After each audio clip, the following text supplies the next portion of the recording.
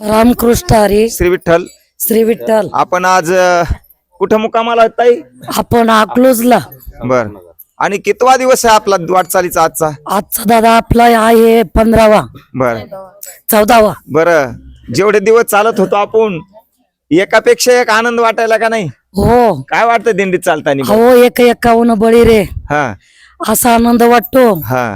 याच्यासाठी केला होता अट्टहास आणि शेवटचा दिवस गोड व्हावा याच्यासाठी ही पायवारी आहे.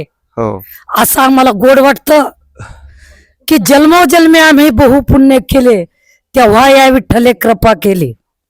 आणि जन्मायचं पुण्य लागते नाही का? तिळ तिळ पुण्य साचा पडे. हो हो. आणि बघा ना आमचे चिमुकले पण कसे पखवाज घेऊन हिंडतात नाही का? सगळे म्हातारे बी येत आमच्या सोबत आणि तरणे बी येत. पण तरणा भाग्यवंत नटे हरिकीर्तनात.